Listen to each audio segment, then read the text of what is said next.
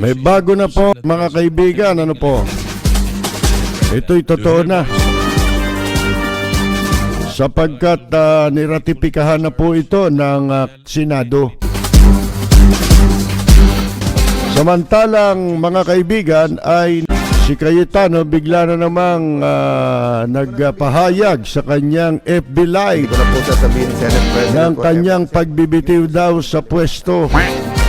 I resign. Resign? Talaga lang? Merong ganon?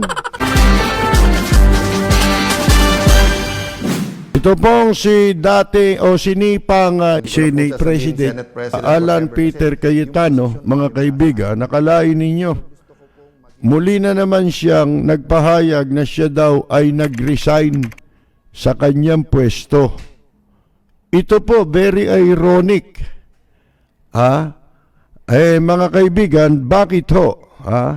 Sapagkat ito'y ginawa niya habang itong si Gatchalian ay niraratipika sa plenaryo ng Senado.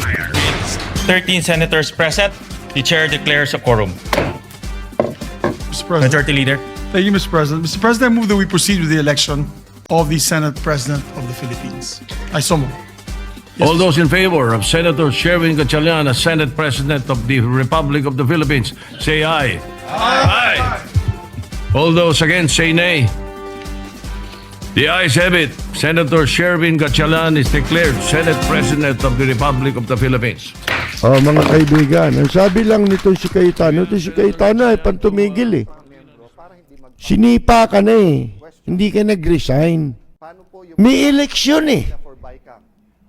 Mga kaibigan eh. Bakit ka nag-resign? Saan ka nag-resign? Nagbobotohan eh. Di ba?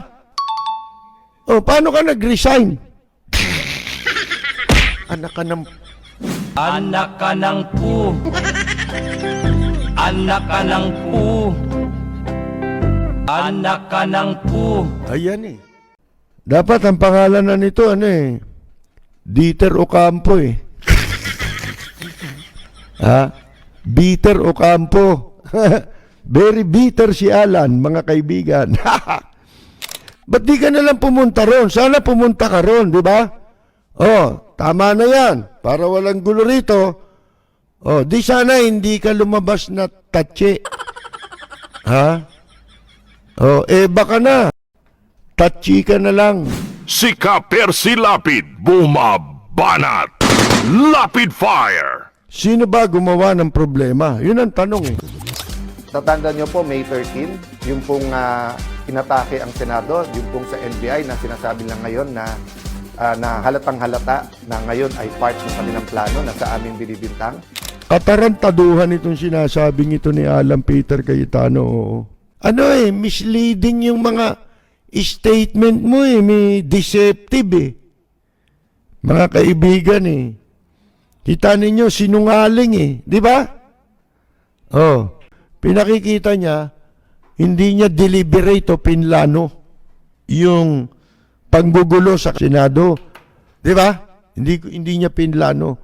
Kunyari, yun ang understanding niya. Bigla ka naging tanga, Mga kaibigan, Tanga ka pala. Ba't di mo sinabing, I'm sorry, tanga po pala ako. Di ba? Sana ganun na sinabi mo. O baka may sumimpat siya pa sa'yo. Ba? Honest pala to, no? Tanga siya. Di ba? Ay wala. Ano pinagsasabi mo? Di ba tayo nga nagsasabi nung unang ginawa ni Cayetano yan sa kamara. Di ba? Yung nag-resign daw siya. Unang-unang pinagmula ng gulo. Yung pinagmula ng gulo. Ano yun? Merong kumwestiyon dun sa budget. Di ba? Yung budget na inilaan ni Cayetano sa sarili niyang distrito. Distrito nila mag-asawa. Ilan yun? Ilang bilyon yun? Mga kaibigan, yun daw, ibibigay sa pagpapagawa ng para sa barangay. Ha? Pagtatayo ng barangay hall. Alam niyo kung magkano? 100 million. Hayop po, no? Barangay, bibigyan mo ng 100. Ba't di niyo ibigay doon sa tao yung pera? Pwede naman pala, oh. Sipin ninyo. Pero kaysa ibigay sa natulong sa tao para makapagsimula, ha? At makatawid yung mga tao sa pinagdaraan ng gutom. Ha? Ibibigay mo sa barangay. Ha? Ano gagawin doon? Nanakawin nyo yun. Kasabwat kayo. Di ba? Para makontrol mo yung barangay. Para sa susunod na naman na eleksyon, hindi na naman kayo mawawala sa pwesto. Ang ginagamit ninyo, pera ng gobyerno. Di ba? Isipin ninyo, priority, ipagtayo ng ng barangay hall, 100 million. Ba, sino kontraktor nyo?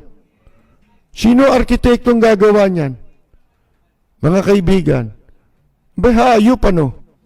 Barangay hall lang 100 milyon, anak ng... kaya ito si Cayetano ngayon namamalimos na ng simpatya sa media ngayon Ha? Dahil sa sinapit niyang kahihiyan, tinadyakan, tinadyakan, pinatalsik, sa pwesto. Yung sinasabi nila ngayon, masama kang leader. Diyan sa Senado, isa kang gago, isa kang mandurugas. Yan ang katumbas lahat ng mga sinasabi ngayon. Diba, Caldero, Cayetano? Ngayon, namamalimos na siya ng simpatya mula sa media. Mga kaibigan, bueno, iwanan na po natin yan at masasabi lang natin, bye-bye, Caldero. Ha? Bye-bye. Bye-bye.